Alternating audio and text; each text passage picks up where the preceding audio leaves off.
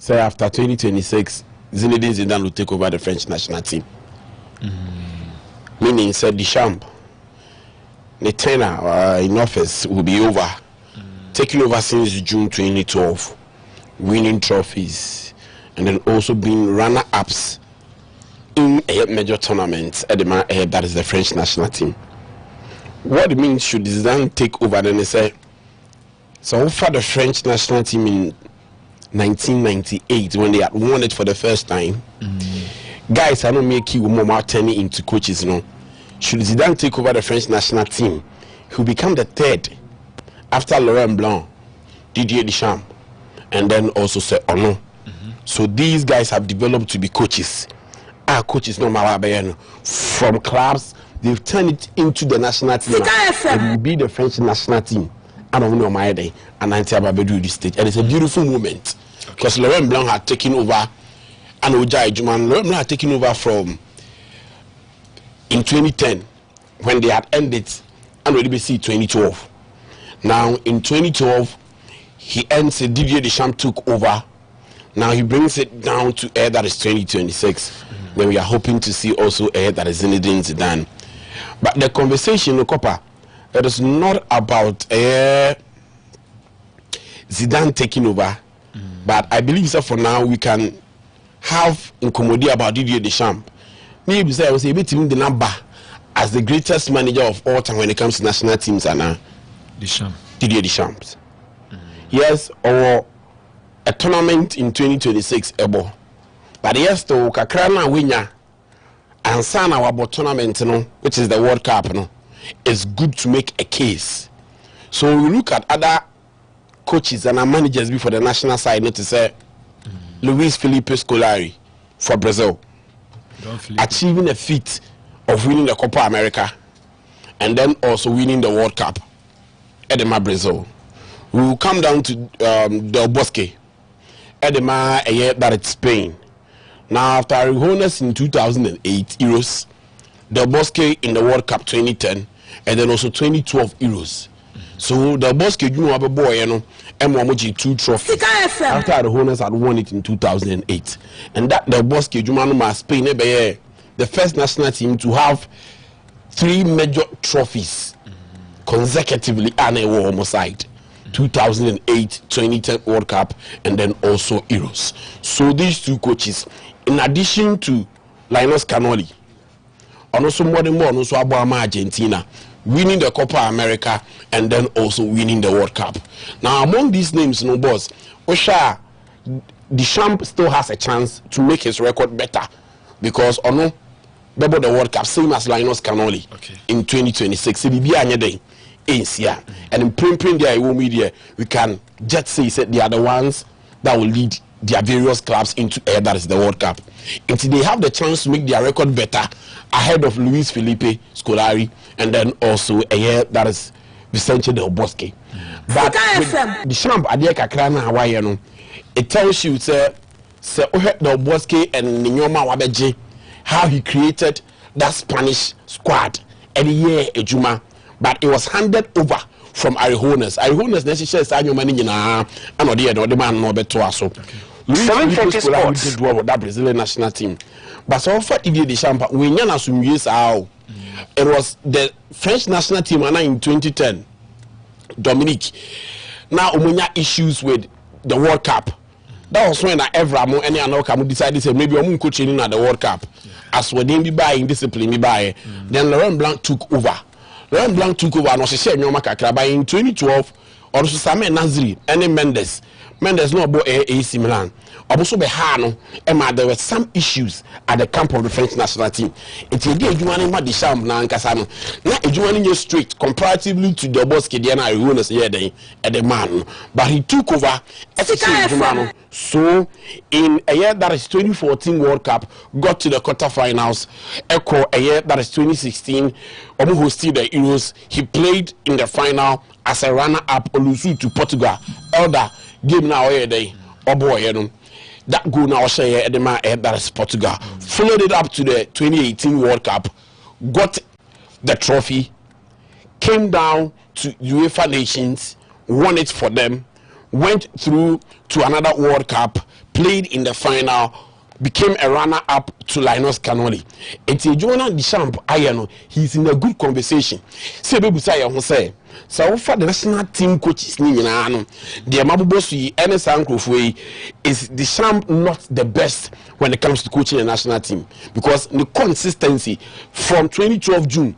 Abepim 2026 yeah boss, that level of consistency hardly so be for a national team coach and as a manager, and his ability to have managed them, not just say why consistent keke, but what also ama all trophies, what also ama all finals, and he has just been able to get this French squad in a good shape for Zinedine Zidane. So also be then ebe take it over. So Ejumanisi in 2026, may sure so this conversation will come up, looking at Didier Deschamps and how he has been able to manage this French national team. But to choose between these coaches, and that is all clubs. Luis Felipe Scolari, Vicente Del Bosque, Didier Deschamps, Linus Canoli. I think Deschamps is in a good shape to become the best all time when it comes to national team. Okay. For me, I'll give it to the Argentine coach. Within a period of 2 years. Yeah. And how Bibiana Argentina a war. Any baby or do drew here. Trophies be on Argentina, a ludo or match. Now say utmi manage a team because now Messi. But we Messi in China. But you and I don't know we Messi in China. But Osama Kase on the name superstar. But look at his team. But look at the team. Argentina is the best squad after 1990, 94, 2014 in the finals against Germany. But he went the like mention names. But with this team, Wabel winning no Ajiji Copa America, GV, Omar Bakubiaba, and the Sham GB. So finalist. Then I'll give it to Skolan. Yeah, I'll give it to him. So these coaches and the Deschamps, we should applaud him. Now, away from Didier Deschamps here, Portugal and Congo. Okay. 9 goals is the story. But I don't want to. At the current time, American Portugal and Congo here, the game Nigeria and so any ADR Congo here, a boy, and I'll look at one person, which is the captain of ADR Congo, Chancellor Mbemba. Yeah. Now I'll look at him because maybe Portugal game, before the game they paid homage to Jorge Costa. Okay. Your ball game within 2 minutes. Jorge Costa. Now Jorge Costa this year, I think 5th August, and Jorge Costa a free. Now he was once the captain of the FC Porto team. I know Jose Mourinho DNA. Jorge Costa became famous because of Jose Mourinho Assembia Okafa Jorge Costa as the captain of that FC Porto team. And maybe I shared that story with you. Say Mourinho gave the difference between the leader and then also a captain of a team. And he used Jorge Costa as an example of a leader. And for that matter, team there, yes, you would have a captain, but in a captain you need a leader. Okay. It's Mourinho story. Chef Jorge Costa was about how I maybe now FC Porto able game in the first half. No, we are down by 2-0. Now, I'm not down by 2-0. No, first half, you ran into the dressing room. The players had entered. Jose Mourinho was coming later. Jorge Costa being the captain of that FC Porto team, and we say Mourinho all back. And it's very normal of Jose Mourinho because he always wants to win, which is not a bad thing. And of course, I catch and say, "We don't train our entrance on no man 2 minutes." He, being the captain, entered into the dressing room, locked the door, spoke to the guys. Mourinho in the story him. Opino Bekache Mourinho said now he has spoken to the guys. Could you believe Jorge Costa no share goal? But after that game, he got 2 goals, and then Porto won by 3-2. Okay. So he's a clear example of a leader. The ability to know when to speak, the ability to know when to lead, and the ability to know when to react. Now I'm saying this because Chancellor Mbemba is the captain of the DR Congo team. Semenkai Kwara said the last AFCON in 2023, he led them to that 4th position, which is the highest I think DR Congo has ever come close to. Now he walks them through to the qualifiers. Quite unfortunate. Say the moment na omu here senka ombe ye na oma qualify automatically in Senegal be share omu ofie. But in the playoffs, mighty man, he was the one who had that one goal at the moment up against DR Congo. Okay. And then Endra against Cameroon. And then Endra, he got the last minute and the last penalty kick at the DR Congo to see them through to the that is intercontinental playoffs. And then he played his 100th cap and he was honored before the game at the that is DR Congo. That is the kind of leader you will need. Okay. The age was throw. But on Friday, Nameka say DR Congo is going to qualify ahead of that is Nigeria. Okay. And the reason why in here I see them to qualify ahead of Nigeria was because of the leadership qualities. And the number of players on your way to Adzimbe, anyone Bisaka, anyone no chancel. And DR Congo. And despite the fact that we consider the first goal to a deflection, they still maintained their level, got the goal within that first half. And so we were getting in the second half, they were the better side and also committing here then. That is Nigeria. Okay. But because they were wasteful up front. And then the game to us here then that's extra time. So Fred we projected the lineup of the two teams at the Amaya. You know where sit and say DR Congo is going to beat that is Nigeria. Okay. This is Nigeria's squad, I could see. Superb. Absolutely superb. Now the team had become better than the ball Gabon because Onyeka, that deflected goal no, has returned into the team. Indeed, it will be Onyeka. They've all shared experience from English football and they are distributed when they move into the national team. Check up front. Lookman, Chukwueze, and then also Osimhen. It's only strong compared to DR Congo. It's on a strong. When you look at DR Congo squad and it's a Fred Besadi Atoswa, there's no way you can say it. But because of consistency, DR Congo for the same as Nigeria, obviously be there. But when it comes to the level of coaching, World Cup in Macas Nigeria has about 5 coaches in terms of qualifying on do this stage. Yeah. But DR Congo has kept it cool, has kept it good, and the Chancellor member has been honored. We watch a very good game, and I think the best team that deserved to qualified. Okay. But it will be unfortunate for them. I don't see them as the best also to lead us in that. Qualified to the World Cup. I don't see them. Continental. It will be here on Friday. In as much as we choose some share against that's Nigeria and on qualifying. We make an example as to how I be on groupings. I was still using Nigeria. Okay. Okay. I was still using Nigeria because I felt that should Nigeria get there, they will use that big ego to ride over the likes of Iraq, any UAE, Bolivia, any that is New Caledonia or something. New Caledonia. Yes. At least Africa, not 10 or so. Yes. Yes. But I say, I'm for your say. The next World Cup, it will not also be 31 years. And then it will be 34 then. The list, no. Indidi will be 33 years. Kabi Basi will be 30. Ajayi will be 36. Lukman will be 32.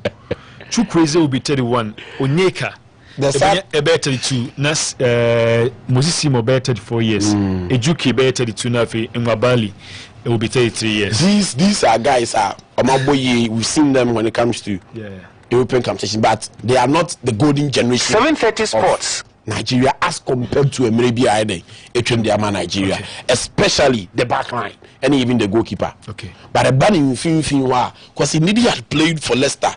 Yes. He grew up at the Arsenal Academy. Abu Arsenal he be named modern at Fulham top notch. Onyeka modern at Brentford top notch. Forward, you can see a cafe Lookman. On Haji, the African best player. When you look at Victor Osimhen, he has been awarded that same. Chukwueze, Copper. They are all guys. Omu experience from Villarreal, AC Milan has been great. Okay. But the leads, these guys have just disappointed Nigerians because life does not give you a second chance. Yeah, sure. Normally, it is said the Mawa. You have to take care of it, and they fail to lead. Oh, where you dey? On say, Opa, you look at this Nigerian squad. She di our obobo. Nasa Africa call World Cup. I think 2022 you want me making into the World Cup. And this time around, Ghana you are only Ghana 50-50. Opa, the likes of Wan Bissaka, Twazembe, Chance Mbemba, more experience. But let's compare them. Say, who provide the squad with a lot of players are young woman Nigeria, key stars. This is a neutral ground. This team was beatable. Senegal, a question 2-0. Oh, dear Congo, I want to. If you are ready to be at the World Cup, bullet is there. You are ready to be at the World Cup.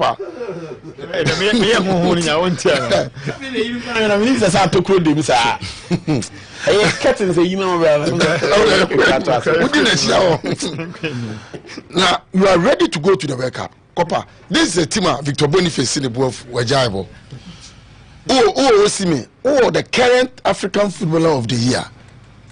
7:30 Sports. Oh, ne start. I'm messing coach no. I say painful. We all did our best for the badge, though our best wasn't enough. I was once a fan, and I understand how it feels giving you a disappointing night. We take full responsibility. Kopa goalkeeper you are there. Penalty see. Onyeka share third goal. 3rd minute in the game. You want me and twice one shego ni bi mama. Kokwasa sana and kofi beteka. They say goalkeeper ya all my pressure on man patch we. Or you there. Penalty no on the course of man someone say you. Omo pressure no. Sure. Na papa voice na boy no munya mo FM. Make a goalkeeper no dey na me. So fans na kono so sare no anche penalty ni bi. But that's what CVB. What unti? Onu ase onu waye fan da. Ansa na obaye player. Waye bi. Kopa Nigerians on. Okay, am last game no. Enu ma no mo to stadium. Omo di o matem. Omo do omo say you. Because they ask themselves about 36 days. With this kind of players, I don't know. I say so. But me the blame the NFF. Copa team mobile for so many tournaments. No one cheer winning bonus. Our promise Hey, boys no. Omujiska wa brochri. But Copa mbefia. Sa omusika no. Omu the man na fufu. Sa Copa na ebia blaster afrewa. Obano. Copa Bushan anomanyi for.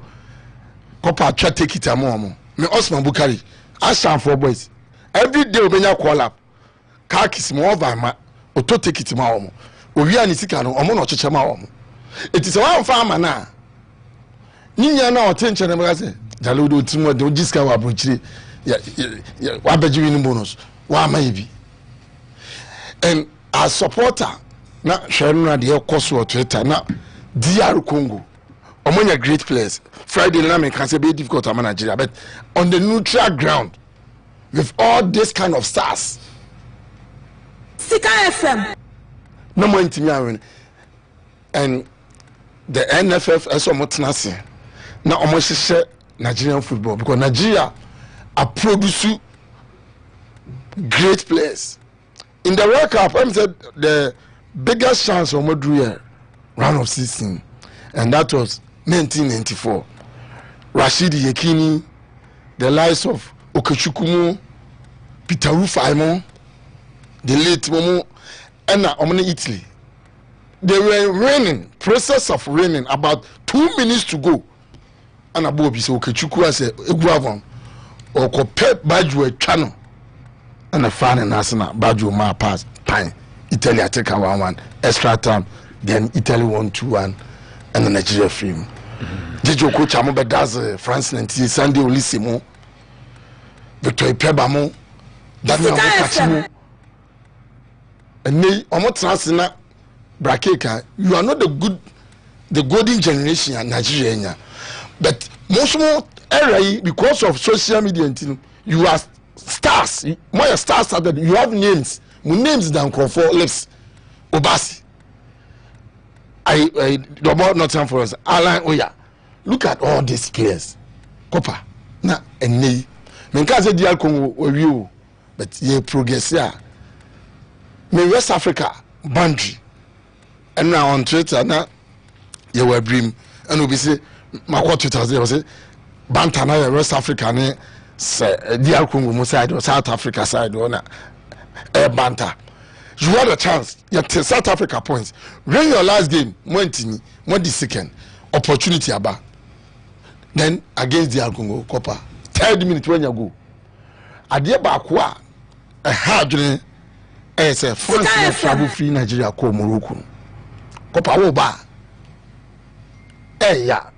Yesterday, me can't tell you I'm going to say any because you remember the extra times. No. Energy no me the ball Gabon share for one o ma play into almost stretch extra time no on timi nya sa energy no because DR Congo every in the game within 90 minutes wo about 120 Thursday ya Friday would be recovery Saturday Sunday then you allow the game to 90 minutes as an extra time you want burning energy na wi and number DR Congo timi ono mu say a chance mo yes no and you do extra time yanko yanim bi let's hold on do penalty shoot at a lottery la kopa me hu comment bi na wona ma wa mo no ne e am pass Gattuso say Africa in deserve say numbers na dem no mi hu ento na wo ka che Sika FM ma hu Gattuso oya wake up na ba Gattuso sebi African countries European countries, how many? Yes, 16. Mumu deserve 16. You could have 54 countries for your continent here. 54. 10 now, yeah, kono. And yet 10, yeah, there 9. The one, you no more crop for be UEFA, Asia, Monesa, about pray. Your country, Italy. Them wedding, brackets, ya Friday, Esuma, Italy. And the Italian football say on town anchor. Who got to ball Papa Ben Aboy? Coach Papa Ben away. Oh, sometimes Omubu Africans say, Sebi. I say, yeah, they will maybe to an answer, but yes, you are for a cottage Europe, mamma. Jayana, yeah, Juma, and the Mamu, and Mamu Yeska. Ye Vesa, and a Moji and Yeska. Near Kobobo, FIFA, no say a member. Or you were 54 association. I know. What increasing number? No, so I'm giving this continent say what was say you deserve. You deserve say. Sometimes I'm on kofa.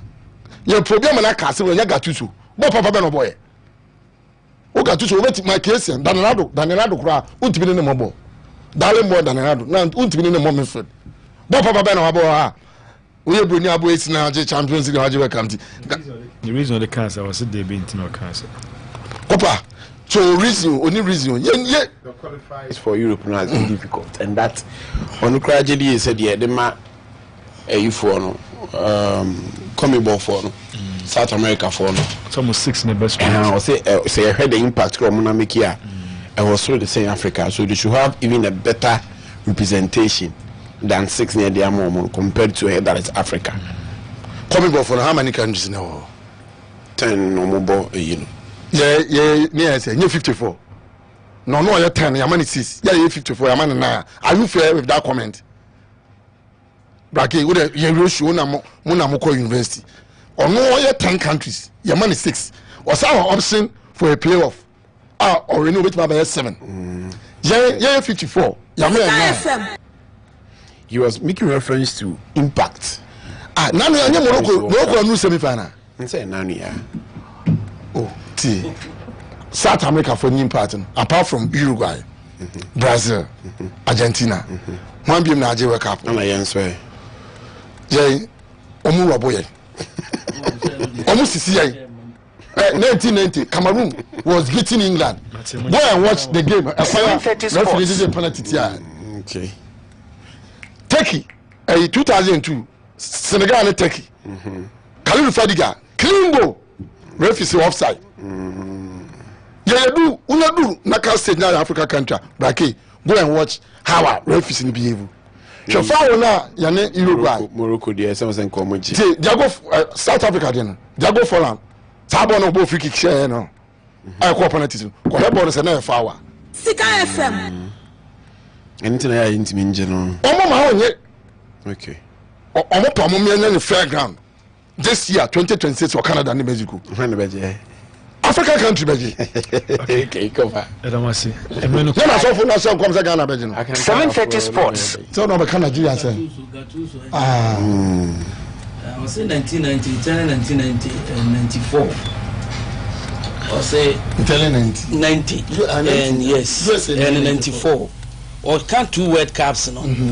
No say African teams say koye 3. This say among the 9. And they told me no. Onim how musi a call by how musi SSR run near day. First best runners up over Europe no automatically qualify. In this case no because say no way at top corona the second no I was saying Kwoko but say no the second cry on qualify for World Cup automatically and ono who say science she we nyina me Sika FM the African any problem oh okay Europe so there so first na 9 qualify no automatically now how many countries were going at the World Cup format no net ono no support to format no ono na adwenu no say this format tell first your World Cup qualifiers near born knockout basis for Africa and over boss na FIFA aya na isi abe group 7:30 sports. Wa obe topo ona woko emra no na see Africa for na share you e FIFA o me ko da nya Africa sama wo ka me hwe emra na asesa na one team amfa Italy an qualify with the second and me metina say frustrations obe komuni ade metina say come e me mfa na Africa me hwe emra na o masesa no because onim da dansa na ombe mo first game qualifiers no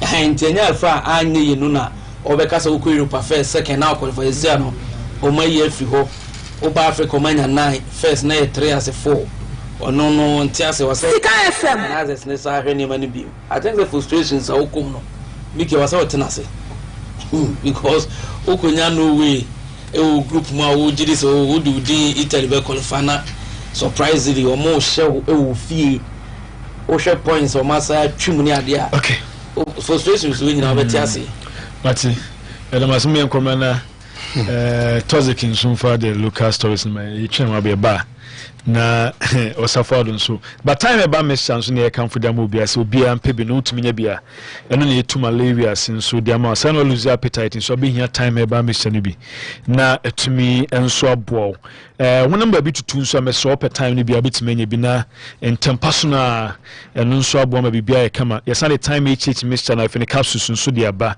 no nso ni sensansa na go private pass ni bia utumi nya bia beboa na afia shim na masken nso asato so ana se ne ofa ya obim abra odunso so be here time HH ni bi ana dress supporting immune system no ana say good for the general well-being ene modem so e wompam na asaba foma me so time there eno ani adura obi enum enti so pebinom na intimi mo enti adura mema timinom ana manso timinom ura pharmacy shop any herbal shop bia na so per time herbal mixture and as time HH capsules any mixture ni bi nso ato ewe nronya no Kenoga Company Limited na diaba na opedo atun so afre 0244 4176 69 0244 4176 69 na on site my account there yebe isi aiba so sende yesre yesusu ana ye bisa no ono no bema ye de ye hia nyina sede na hunyate Ghana Methodist sorry covering chichemu amekom asofo panyi henu ampa we seed na hweso osome mpa ya fashion no asan aba ne wade akwa akwasi donko le die ni osome yi Reverend David Kujoji Kingsway Baptist Church sofo panyi na ya kasafo asenti eda dwumadie no suni mpa ya pemmo so mo se wo meto sunu ti baako chichemu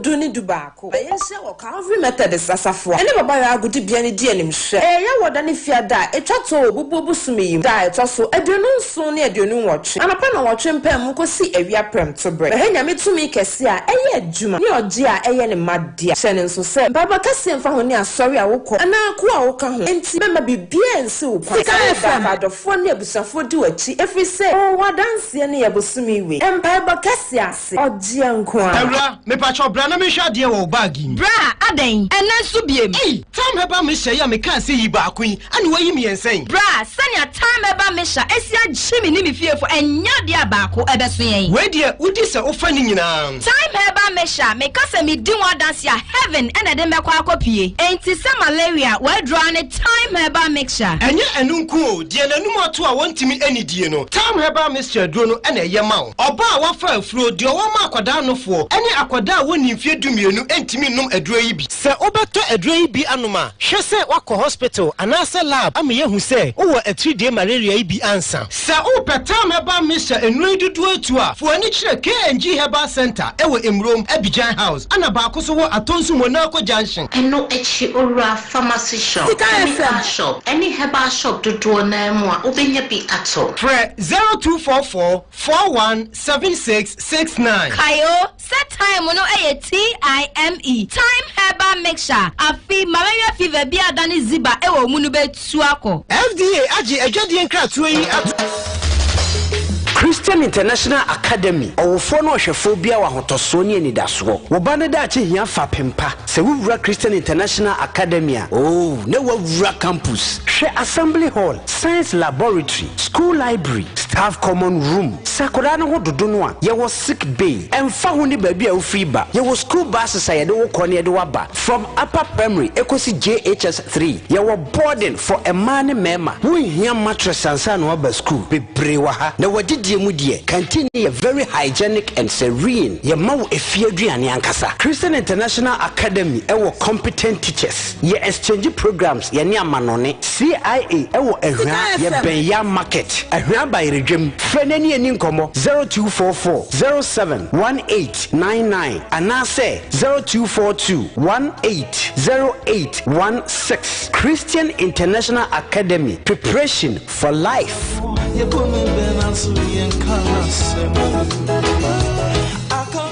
Mira, one shade and then me call sister fie hono. Washing powder ne floor cleaner ne nyome bi this is ni fie dear. Mira me the way the me chidi say fra brochi sham. Na washing powder ne so poor wood shanye many yopo. Me me tete try picture right there. Hey, kongoza yo de. I in health product line for your money dear. Why have because ni na fra brochi ne buy or your hima antiseptic or hima hand wash or hima floor cleaner or hima washing powder and I feel hima baby bottle cleaner na chemically formulated. Sabe ya do mo fra ne bottle ni mu a emu bete wine. Hey Mira, nenti woni wenyina na FM to bi mafie ha dai. Wo de akire me. Me amekwa kope bia to. We de ma yo bone. Me nima ni mo number nyina. De ope bi etu ato ana so ope do so po ni betimi afra mo. 0245 155 966 and answer 0559 645 525. In health products line. Omo na your hima products ni nyina. Se say de me to bi ba fia ye use perfume bi abio. This advert is FDA approved. All right, so Ntiaba back. I didn't say so. To us, the toxic man is here. Was about Naboko there. Kopa, and Uncle Padum, and I say, and I say, no, papa, and then Monday, and dos packed, and a betrayal. I said, Dinko, Cranty, Yanko Blue Lights, or not very necessary. Yeah, not to us, Cecilia. Drive, and it's a beauty, magnificent strike, and a brilliant goal scored by left corner. There was nothing goalkeeper Prince Osei could have done about it. The clearance wasn't as significant, and he took his chance and beautiful rocket rattling the net for Santiago's equalizer. That's a brilliant finish for an equalizer to pump up the frontier.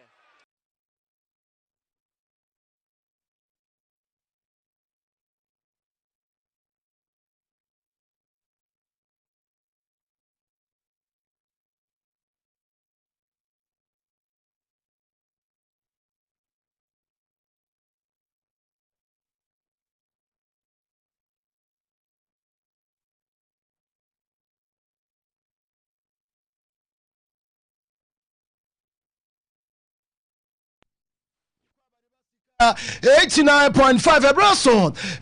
Local news branding here the Nina Bremo pure local and Kensuno and at Bremo and no pay our show is about quickly. Copa mention in Samanasia for M3 the Ghana Football Association Akate Opia and himself Black Air Galaxy me pacho monso aya hoboabo den akwa kobo aya qualifiers na me pacho quota Osha aya Black Galaxy no and so at the first batch of players or expect your mom so ebe joining ansum awo aya prampram no ode aba betu edwa aya enano pa aya bo akire ansum ade ama aya tie for 30 players ana me pacho coach no ansum atonsa ade afrom Felix aya tei wono aya goalkeeper ade ma mediema aya Sporting Club sansum ana brantia your friend Lawrence aya ansa ono so kpa north of lands boboko no ono ansum aya me pacho goalkeeper ansum so awo sansum ana apia aya kubi awo bibiani aya goal stars sansum na Jidos Asiku wano also a Dream FC omo also a player me pacho wonya kolapa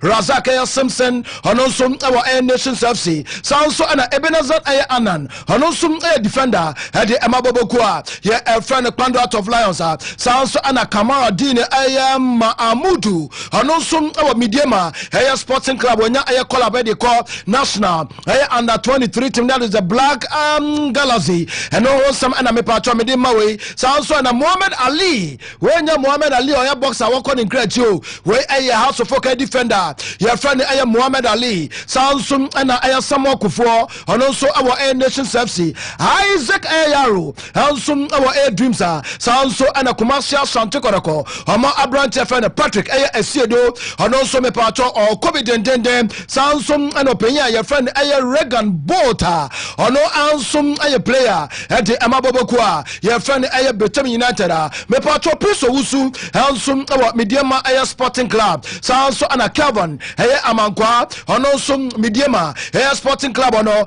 ana me pacho Abrante no ansum aya de Eddie Enkwi me pacho Surad aya Seidu from House of Folk say wa join aya Dream FC me pacho wenya aya Kolapa sansum ana Abrante friend no aya Akwasi Badori Akwasi aya Badori me pacho nonsum awa Bobokwa your friend Ebrekuma aya Chelsea me pacho Set Kudu ansum awa aya Kumasi Santikorako Abdul aya Karim awa aya Accra Sofoka Yimano Mafo awa Edre Anastasa Peter Amidu Akwa ansum Esiakai ene Macro bia Kumasi aya Asante aya Kotoko sansum ana Brantia your friend Darling aya Yabua ononso me pacho Osiakai ede Emma aya Betem United sansum ana me pacho Penya your friend Yimono aya Ano ononso Nations FC awa eno Sinakai me pacho Yimono aya Amama ononso awa Yabobokua your friend aya Summertex 19 aya 96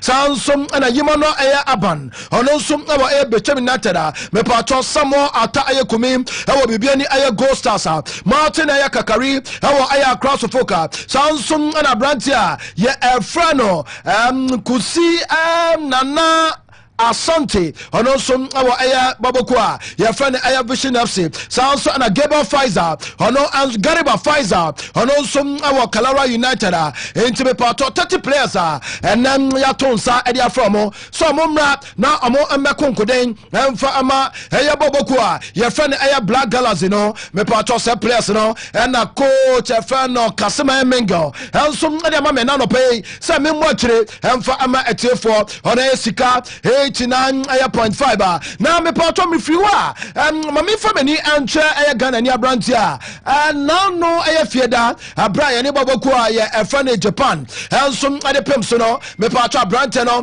ensum atumi apike enji no na no den enji no ho aya am shishepa men kanda da wa aya na no pay na me pato Abrante no menya ne tie so be stay hospital for aya na watwe me pato Japan hospital omo agusum akokoye ni surgery no menya ne tie na no pese na watwen na Branche no ensum ebeste wo aya hotel ho enti anasa story hospital ho enti no sum aya nsema na no pay ye de emamo on this aya particular aya show and anopay na maminko Ghana Premier League ni mo son se me pato weekend enseme brebe Copa NSC ye wo aya various aya league centers no me pato results ni dia ni nyina nso aba be kan yansa ɛna no pay dima etiefo on sika 89.5 pure local ɛna no pay dima on Saturday and Australia All Blacks and some invite Munanim paying for a crowd to focus Shedu Keteke. Hey, I'm Ranchano, a Coco Vianame Pato, Obia,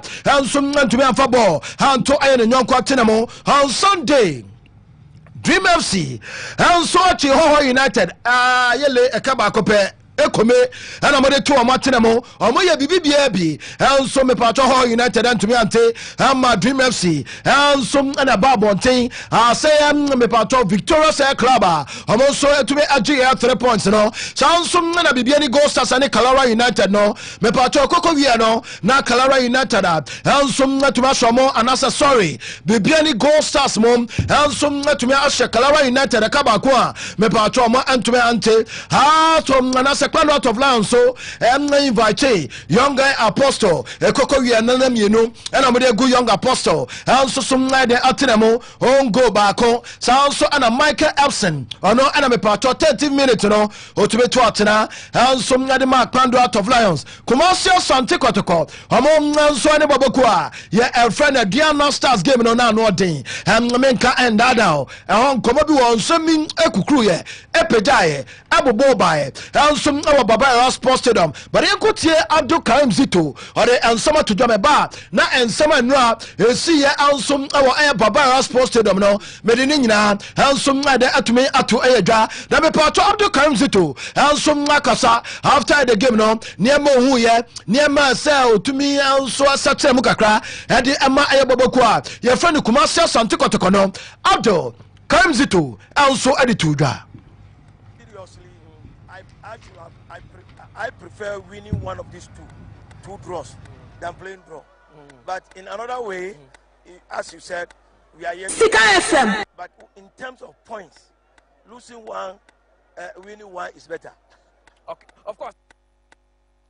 And somehow Penya, your friend Abdul Karim Zito, or no, head coach Adema, Kumasia Sante Kotoko, Bobo Ekono, Nam me patrol ne tactics, any changes I would draw and ra, or our Baba Sports Stadium, no, Abdul Karim Zito, and in Chemuina, Amaye.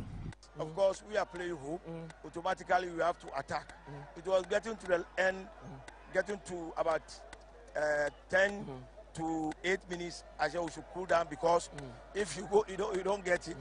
They should not score. So tactically, we apply everything we can according to the players we are having. So this is the best we can do for today, but we are still fighting. Okay, I know and some of Peno and some to be added to that. Now, my Patrado comes to say he is not satisfied with the performance of any branch and do say, but how a person in Rantano and some to me Jiboy possess a pass a train to Tuntrana Diadiano or saying still or not satisfied when the boys know. But I can't blame anybody because when you look at our game. Our 3 games previously, you will see a lot of change in this game. Why? Because of injuries. You understand me? So it was like we were even when you look at us in the field, we couldn't put 1-2 together. So I have to do an early tactical change to bring in Baba so that we stabilize. So if I tell I'm okay, I'm not okay because on our way of winning or trying to win the league, we should win all the home matches. So now it is another depth that we should go at all costs, go away and then go and win. But at the end of the day, this is what. Okay, I know and some of pain also to me. Namamenko Samba Onela Kache. He is the captain of Air Club here, Kumasia Sante Koroko. Captain Fantastic, no, and also after the game, no, or the and some air to da or sing now say first half no not break a club woman at the idea. Yanko Samba Onel. That one I think is like some fatigue. In the first half, we start slow because of the fatigue, and in the end of the first half, we was getting our energy was coming small. That's one. Okay. Now. Okay, I know I and some branch no and some to me attitude me patro other resource yansaka and no ya to so adama tachiman 11 wonders and some trafie ema mediama sporting club e ko show mo e ka ayemienu a omo enso to me ahye e ba ko tie no na 2-1 in favor of mediama e sporting club some na baboko a your friend Bechem United no omo any nations FC adepem so our Golden City Park no ekoko wie no na me patro brekuma Chelsea house nations FC kam yenu a omo nsum to me ahye ba ko me patro baseka Holy Stars omo nsum any vision FC aye game no and the aye 2-2 soundsum na baboko a your friend brekum anase Bechem United omo also any Samatex no omo eche Samatex na ne omo eka pore mienu Samatex and some to me and Simo Adabraka and so our me patro me ko share league table no kakra be say o ko share league table na Adiana Stars Mediama Sporting Club yomo afria so say Mediama and the Elite Ghana Premier League no we there 21 points after 10 games sound some and abobokwa yeah a friend Kpando out of Lions that also you know after 10 games no our 21 point Adiana Stars also after 10 games no our 20 points Samsung and across focus Shedu Kateke I am Rantano beautiful people with beautiful colors among some other fourth position among answer about 10 games with 17 points me pato be any goal stars and so about 10 games among our 16 points share league table now among answer other fifth position Kumasia Sante Kotoko among answer our matches mienu eso mu fridge mu mo twenty matches no yakopon anasabre wa be poma kwemo no mo so to me SA kind no na me part after 8 matches no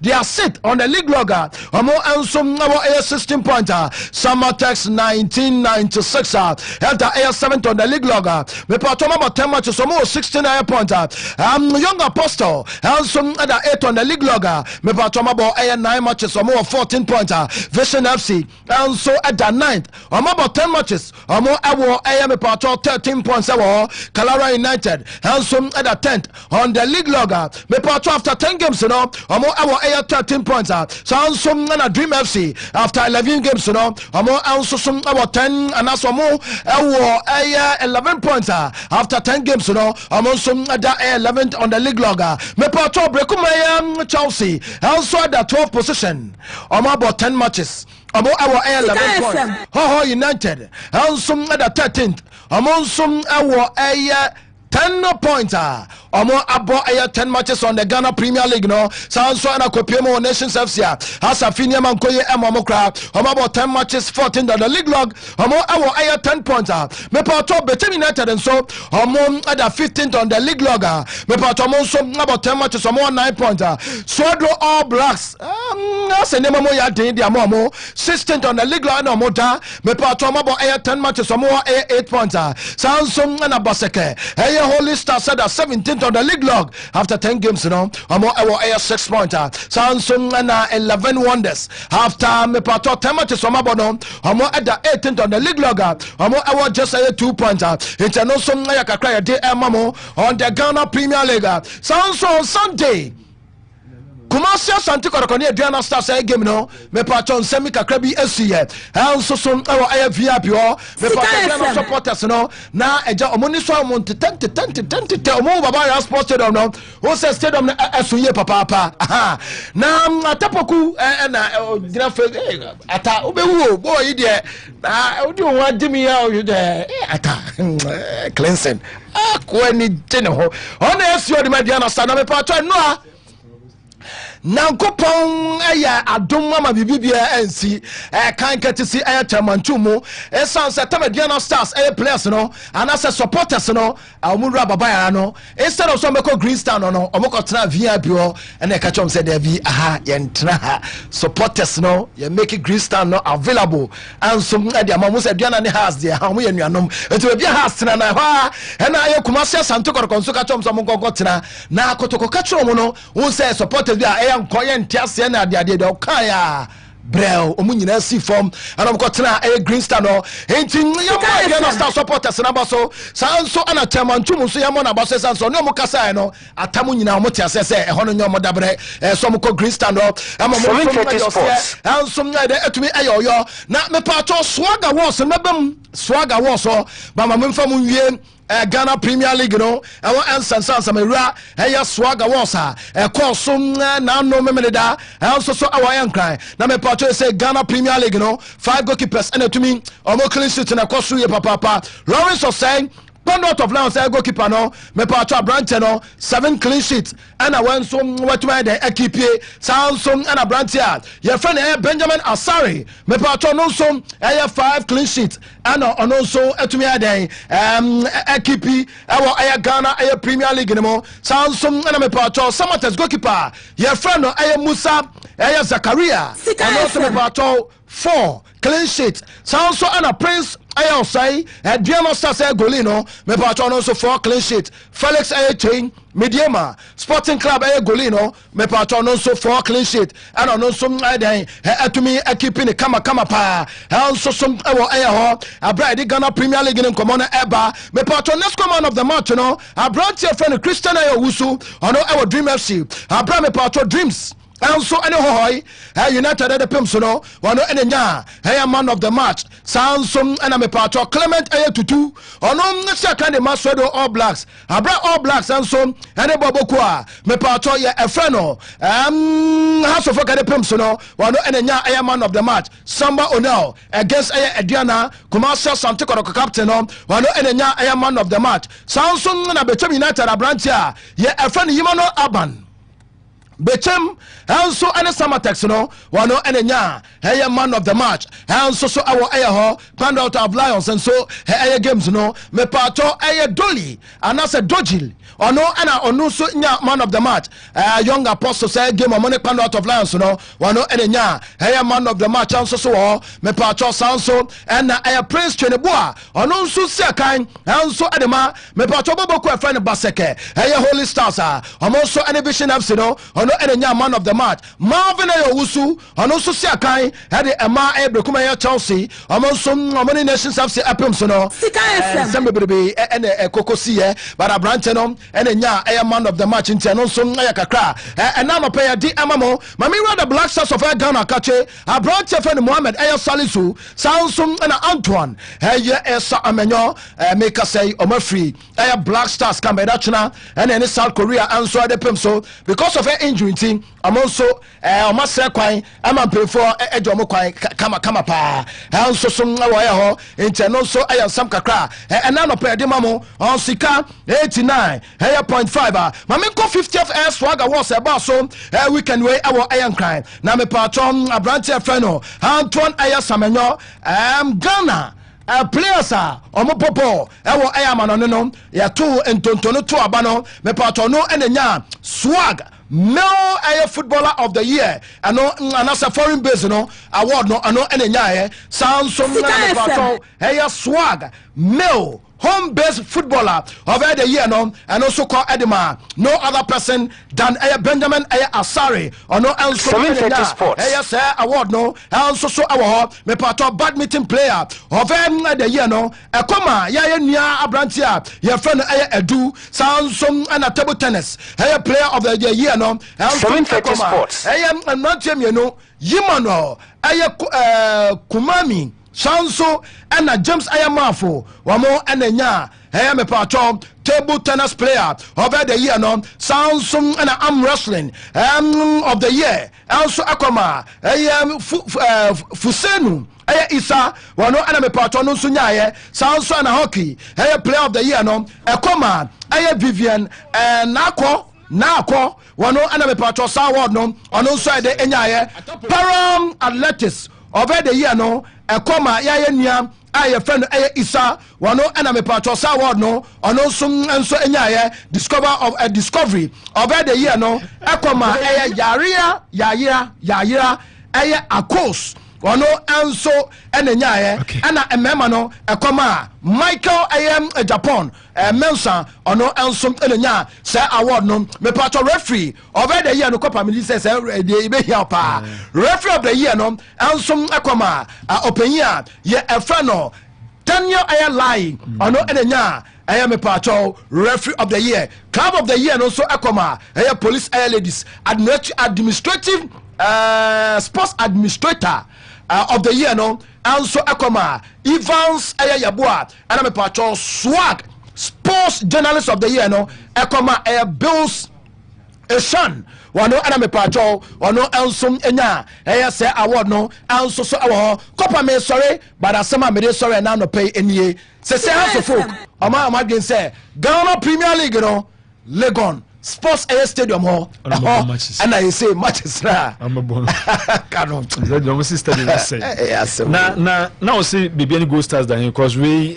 Collins edifit was also see BBN Gold Stars points near 16 say my grand going to check me Gold Stars that's almost 19 points but it's Gold Stars 16 and I'm a producer the man they be almost 19 points okay the alliance with 19 points what about the house yes and a house at that fit mom okay Gold Stars the fourth almost 19 has it was 17 and they were projecting a come and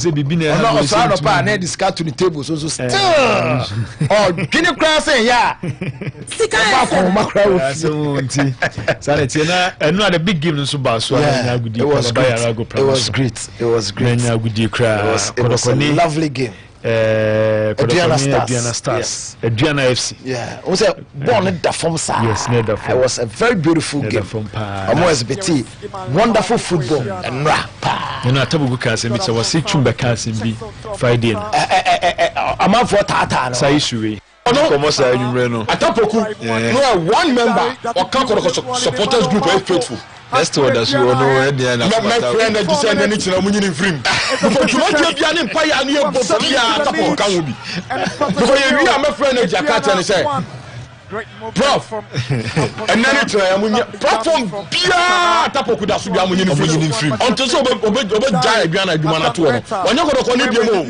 wonim ye kona bia because ane ne ye adwuma se kodoko support o munyi dey onyi ni free kodoko platform bia so atapoku it's serious because when him kotoko ya kona bia Inti atazo very react to this issue. Inti I don't scope I mean then no send message very react. Inti bi no so anene na social media so ntutu hu no ade very react inti okay so kotoko supporter na say na kotoko platform dia yenyini fisu ni ade inti na me try ka me koso adru say I want issues bi wo ho omo ka say naked for na Sika FM omo ka say has Oma has eso mo dia coach no na so wantimi winning kan so wantimi winning game there na play on the supporters player winning komo edi wa man so edi na boko there call is now being recorded edi wo ye ho ye pa na so record call into the enko enye boni ne ye kan o anti na edi ye musa before the game amoni house of football no na you know din komo ma me hu se coach na ntima winning side game we dia Tinton time muntu ni coach ni into aso game no so pam as agro month me win game ko ball draw na e say no supporters mo position no e say right now mabo draw wi mo bin check with you for you are recording I'm recording nobody here say any problem yes you are recording any problem so recording yeah sure Sika FM aso James do they can say a lot of course a lot of course so when you video press conference video ni biasha your videos ni am from me yeah I tell you so you Ozil aka say coach no eba na me remote touch area or naked 7:30 sports yes because so also coach them there you tie ni you have the voice to no the video super no some WhatsApp over coach the bachelor support of me say who say Egypt won pay so be who oba the wickedness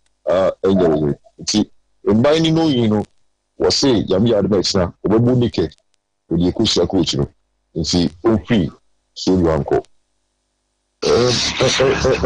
encouraging so do all blast with all the difficulties there junior bread sari to qualify na 30 matches ayabo 10 matches ayabo aye 30 points let's do all blast with 8 points out of 30 when you issue as supporters executives Inka. So back coach this is here. I think you are great than other coach. When you are marking to the other coach, 30, 130, great than other man. Disappointing. It's in fact, encouraging. We are still after a game, no. Your press conference. The coach says, "And for you now say the coach the say on your best Sunday, on packing your man on board." And so no, you share outcome of before the bar. And I will say before the GSR, but we still stand. But I know I call back to buy no. Ama supporters now abafum kakra because I say we kumati na open show and I say Fikesim call me back to Fikesim. I think so over relax kakra. Now supporters executive call me if Fikesim ba you hold on kaka na edi call if hin na buy and assemble na call no if you pay and am is my relax kaka if you can the topic is not affair the silo media traditionally you do blast you know yeah him to know we are engaging them this afternoon and this year in the that the way for. Okay. Now, also about your coach assembly, normally ana coaches no is a team. Say the football team in no. Would you say the head of the coaching staff no na nya na say omu coaching staff ni nya na say omu fit team. So coach the kwa so or the assistant coach the buy you video analyst. Coach to video analyst. One on the buy say oh kwa who Egypt I want to think say who can know what now. All of them should go. Okay.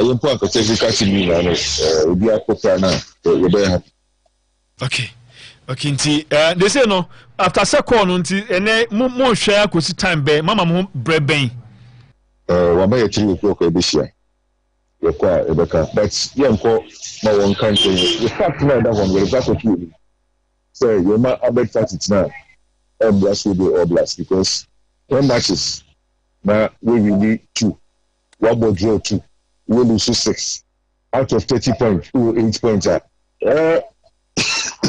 who market the crowd behind okay Martin nti Eddie we dey here the coming days here dey be sina ninya bibia ni so ameni nkomo the video about it yeah the WhatsApp video so be set mo mam high na your video press conference ni na we the video no the man dey we ninya nti e wa ase a ye dey be to Facebook na obi an so correct ma hwebi yeah that was super yes yeah that nti no ye Eddie Blay on the supporters PO na we need the no come answer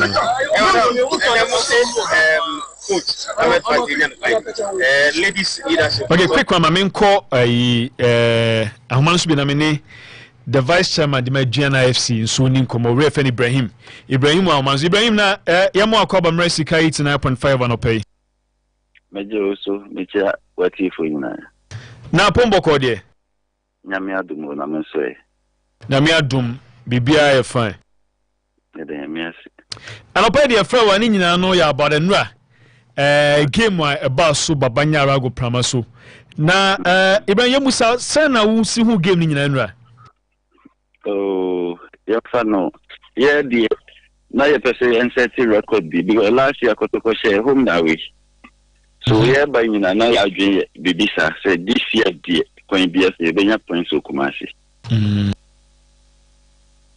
ana ankoba ne sa oh say enye bad away oko away na onya 1 point at least over fear over to niema so nya points obebo aka ho ejidi say le obeko badi na we are comfortable looking at the way amusibobo na we are comfortable with the performance of the team no oh no adie me de like ya ne mediema ya bo doma na ya bo no wo fam kra so no abola boys ne bo maye no na ya ni agi bebri ni agi papa. Okay. As time goes on, we sure say coach better to me man. Matches at the end, assistant him. Now you need to say the institution. And with the supporters there, I think say it was so beautiful. We could supporters near general supporters and now assume normally na two teams this year and as a quiet issue between we say na say they are going to see where come on someone needs to jam come there. Oh, no, Papa, they say you be do man no, you bo you paying for man. They say they nra you who kumase no. Seriously, you starting league you need to talk about matches. You who be start. And the chairman solo then no office no green stance no. Aye. Then him said chairman solo yeah that na si bebre the wire my ni so do mama ni so ade na support si ni so papa because so e ko to e bo match na obenya pan ni bitisa na wa na tia ba mo monje me number mo 730 sports bibia ya ni so bebre the wire my then so ye shen bo second round ko to ba ye be ye de sin sa man da na si pa ya ni so pa Naza kodoko ba musu be we kam se da musi fa su ejim ofesun sa na musu be kodoko fo na brosu anke kro bi de ani gbe kan ho ye be ya na brosu because the wire maye no at least once kodoko na bi na no bi ani bi ewu but ni ade na ye so we nti na ye support o sha no bi ani agi e wo park so because at least we beju kuma su be tin sem kesi o wasum and I say 730 sports bi ani ho ye sabi yeah, the almost na. Nyamenka ye na ye ho, no mo ye na ye ho, ba no ma ya akoma pa ne odo. Aye ntimi pantina mo ni tembi ase ya. Okay. This ana e din kan bo mo beba. Fu asante fu ye na ye ni pa baako. Okay. Okay. The two teams in support so mutu no pay asembe na wo ka kiro mo. I can't almost say at least born the enya day obi e pen points wo fi. But at least points in yaji wo park so. Yanji wo dede ana tem ana gidi amaye wo baabi no. Enya ni na 3 points in wo park so. Okay. To ni amaye na uji uti at least with support I yade be my boys no. You show some bit my deliver. Aye akoma so ade na. Okay. Okay. Na yem for do.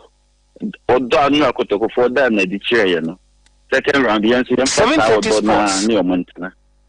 Sebeya nkambu mu beba because bono for asante for na ni fa ba. Okay. Yes me ma ba ku bi bi na ye ntie ho asiwo. Then me say the no ma da na di kra chair ye di.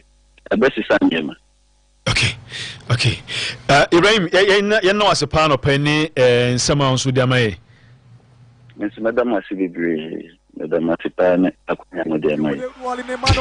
Inteno ye Ibrahim na ye no edin kwaninya is all about the game and no akodo console ne Jena Stars and as a Jena Football Club is Stars the yakama no Jena FC so the boy ni break England kaka tru so as making 20 England the Chelsea kaka ye Jena kaka no bia ntimi kan die I think big game na ye do home yeah which was between Kotoko ni Ediana and proud to the game two teams in no mabo draw because Adriana had played a draw up against that is Mediama, which was goalless. Yes. Kotoko has also played a draw up against Visions. Then you see a goalless. Until we were expecting fireworks between the two teams. And Osha after the game, and with the two matches on Mabu and acquired draw, no. Club back happy, back when you're happy. And you're happy, Indiana. On the basics, so finally, they head to head at least from last season. We interview, guy kind. They were beaten by Kotoko last season, home and away. Until at least this season to come here. Almost home and away. At least for this, but at least we are looking at the situation. Say at least to have come here and even picked a point. You've improved. Again, from the backdrop, so on the media on the basis of goals, goalless. Not performance. Yes, yes. a level of improvement be our high at the Indiana. It is a reason why I'm match okay with results no matter day or Munyan. But Kotoko on the level of playing visions and in Indiana on the fact say Osanya last season a win up against Indiana with ye. Now if we win to me that win. That's what I think. So on that level, make sure set the fraternity Kotoko is happy with this result. But it was some way somehow expected because Indiana na Kotoko ne born last season no, he has improved to the fact that Kotoko ne ba be shining as much as Kotoko was standing games no. Indiana no more than that on the league table. So the preparation of Kotoko and the process at which Oma failed before this game could have determined the results also Omunya. Now the process say up against us. Now these are the last 3 matches of Kotoko. And no give me the whole to bit my actual highlights in Kakra. House was just a goal. Vision, no goal. Okay. Ediana, no goal yet. So 2 goals expected from that is Kotoko. Now Ediana can way back because even when the league has started, goal scoring was 1 Bakubi. Then the fans started talking. They can't wait because now who is getting the goals for Kotoko? But what in Kumu say, it's Kotoko is from a backdrop here. If had it not been something, probably Abia wouldn't have gotten this result. Because in 3 matches, we are not expecting to get Kotoko in 2 goals. In 3 matches, that wouldn't be the expectation. But in all, you could clearly see, sir, instead of say, you better lose the game way there, at least from the level of matches Ayabo has visions. We are picking a point in this game. And it was a good thing for them to come back and pick at least a point at the Baba Yara Sports Stadium. They're losing it because after Mufi Boasiba and they are still yet to lose one or the other at the Baba Yara Sports Stadium. Now no Ibe can't that record Wahanu. What I say, and Sadiano gradually is getting into the minds of the players. It is a good thing, but it's also getting into the minds of the referees. On the matches at the Baba Yara Sports Stadium. That was a very good lead there from if you look at I'm saying this because there's been incidences of course in the game that determines had it been given against Kotoko, probably it might have changed one of them was from Heart of Lions game from the referee this season.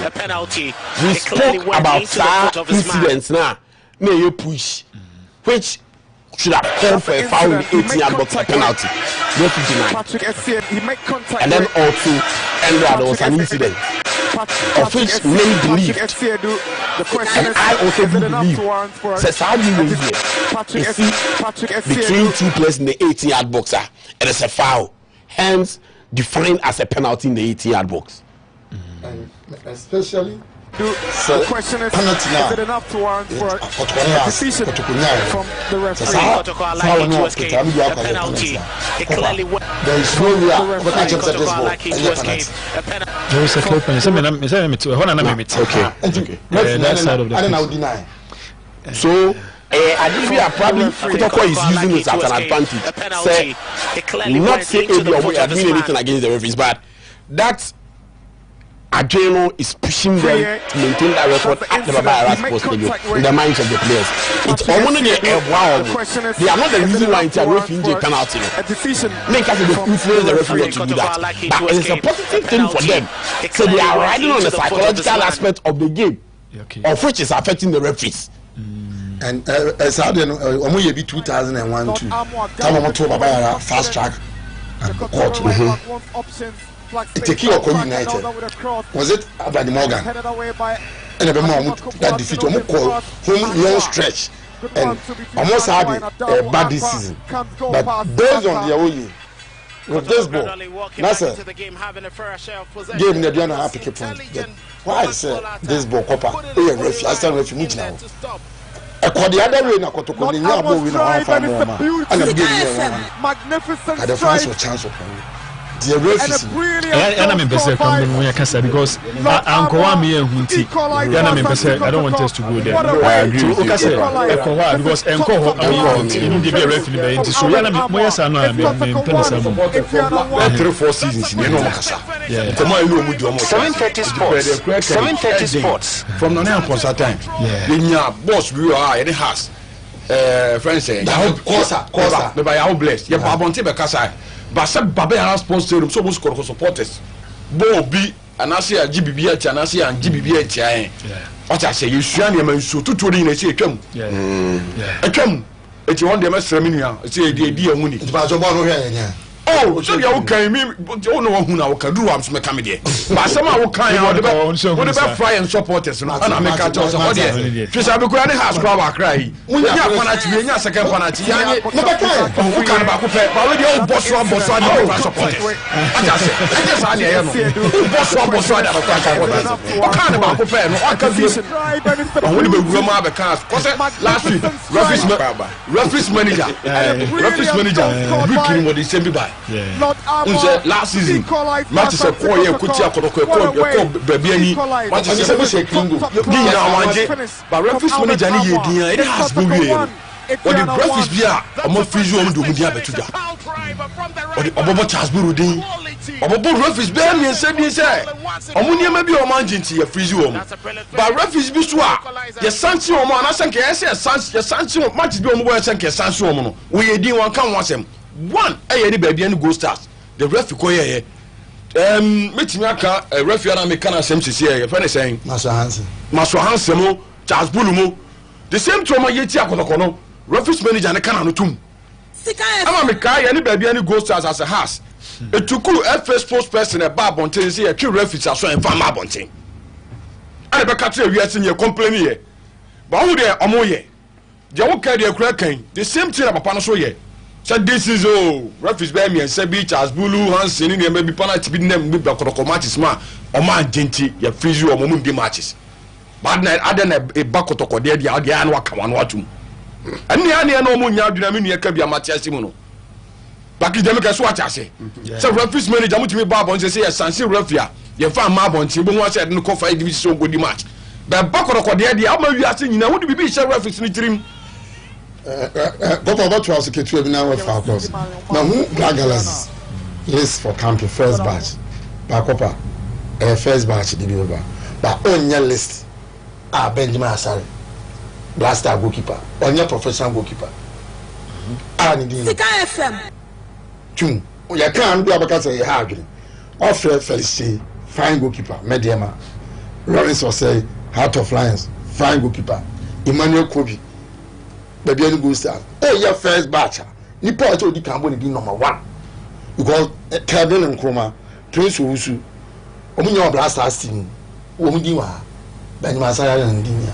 Oh, it doesn't also merit to say Omo say no case they say means Omo first back they say Omunya never bo. That will. It's say first back there. It's no case yes even know as much as a first batch. No but oh Copa. And I find it difficult. I think I agree with you, Grassman. I disagree with you too. Sir. Tell me, Dini. First batch, no. First batch, no. Say, because we in the finale. But what the fight saying? Say, we say national team number 1. It doesn't mean. First name I was say about. Because Wabodi referencing Kelvin and Kroma. And Winya call up to the Black Stars. Prince Owusu. And a Prince Owusu also your call up. So they are with the Black Stars now. And me I know because they are with the Black Stars now. So say Omudia bar then what then denies them? Yes, second batch beba. But for the first batch and the fact say you goalkeeper holding my Black Stars still a local player, the number 1 name that should come out. It's the first batch SHS. First batch SHS. And just about another batch I can. Okay. But we don't know what stops him from making him that. That's true, because the first back there, still there will be another list. And to me, the reason why this should be an issue. Maybe I'm a crime.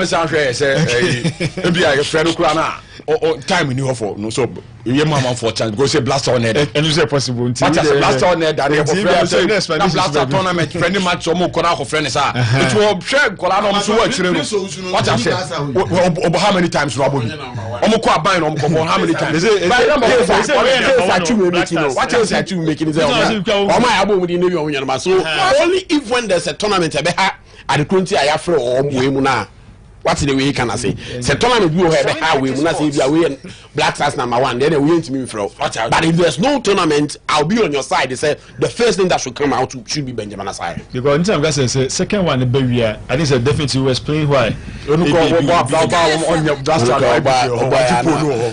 on chairman kola ni cha mo so chance no mo nya ho aduma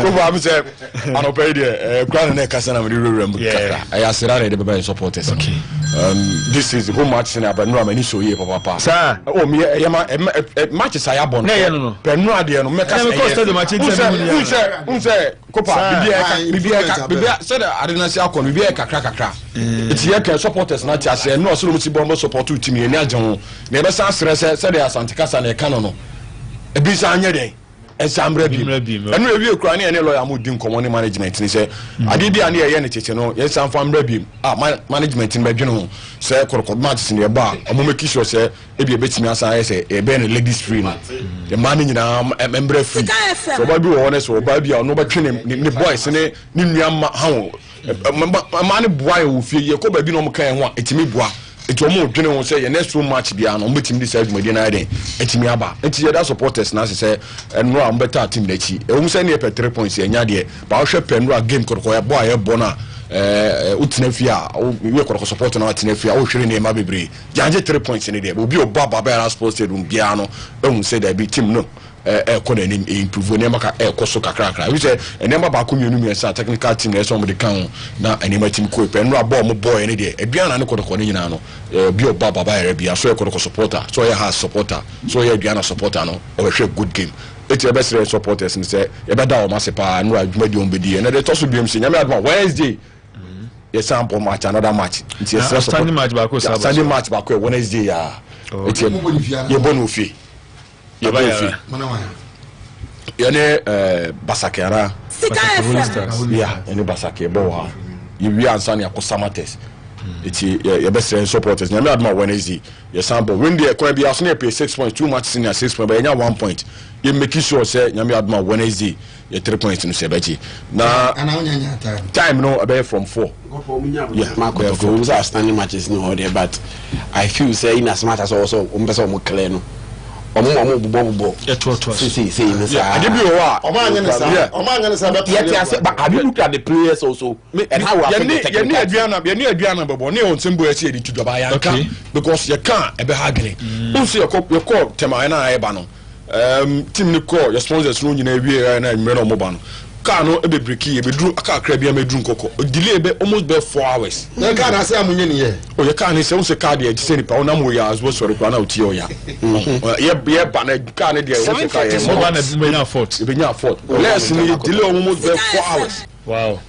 it's not bread then e wo me so ticket mu free grind na wo ba na benya aka kra bia be duru nka obeduru nkoko na wo car be break ni enye obi ma na ye I say to car go back asana yakofan polite was am your crown say anu ase ayembo Saturday Wednesday mo me do is out what I say we kra match we ni yekọ sama boy o na say sama boy bi yekọ sama boy we be sa we mu ko sama boy yeah oh yeah tena we 2 matches it the time a year a week and Saturday match stressful e ba we sa bo me dia man tie kwa yemba biem stressful omunya abotre omobo acha se eji that 2 gates ni there acha se em predict my here prediction em predict my here prediction 2 gates side sama test ni media ma na ayeden enu abehwe bo ne bi me chebi na wo ka same way no mama sama test sheba bi omo dan hwe this is the game to omobo aboy Forest one no enti de kan say nyame adoma akura ti be nwura say the AC born say on the damachi omna diet points no so yepe but okay some we need there some asan omo kra ko me refi couple of free samates ana another show say no me aya never be yes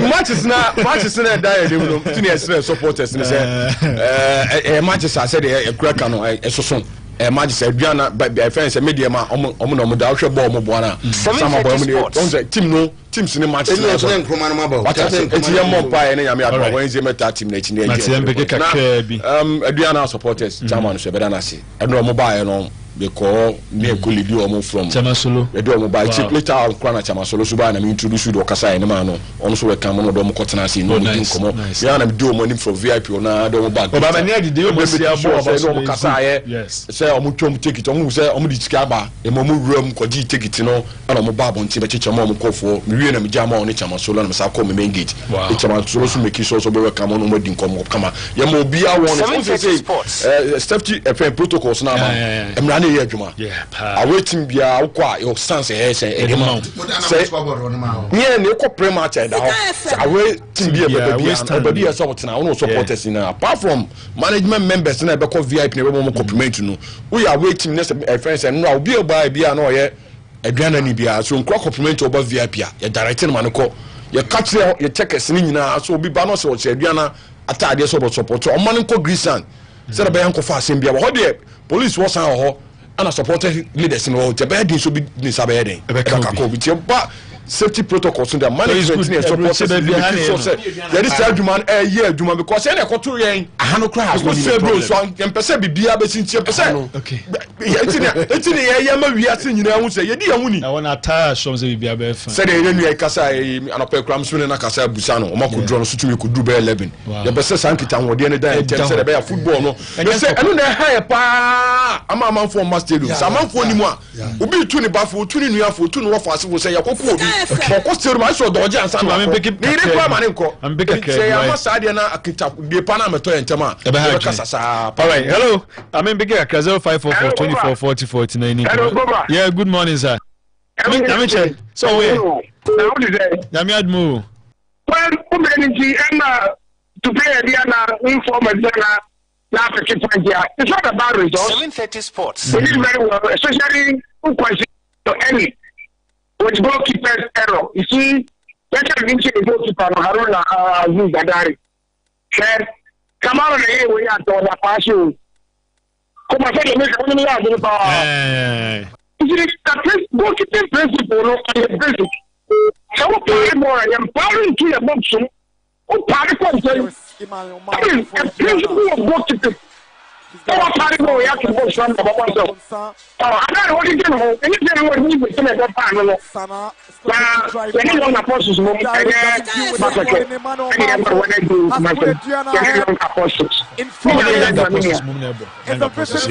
okay, Shelimpili, okay, that's it. Hello.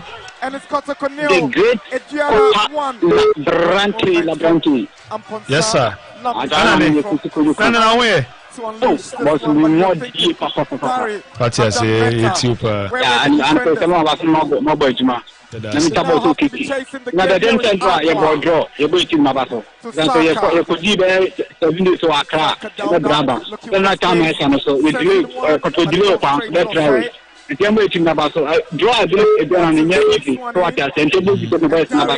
They won't pass so again, when you start for the day. And I let them project it. Because I feel you have bridge of Papa. Now, if you go and beat you, meet now because you're Papa and beat you, because you go in trophy. Capna, the whole team Papa about perhaps I did not because they say the powers there was more than you. Okay, that's it. Last one. Hello. The Kotoko right back wants options. I'm saying, I'm saying to me, but Mammy pick you last. Hello. Yeah, to that.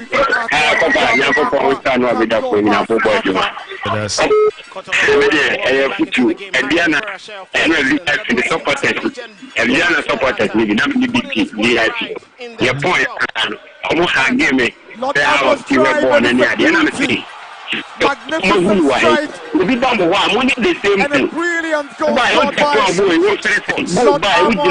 equalize for Asante Kotoko. What a way to equalize. This is football. Finish from Albert Anwar. It's 1. Fantastic finish. A pound from the right back. Control and once it drops.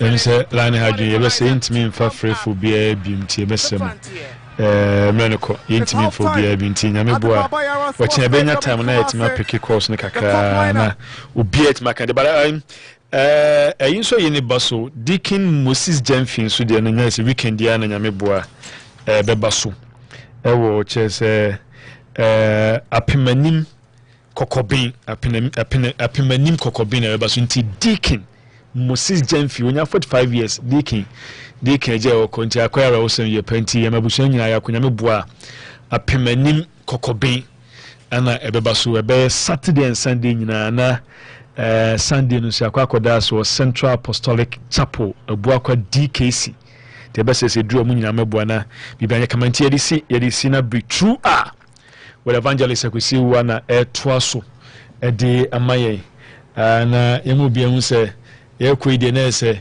me producers no ye crucial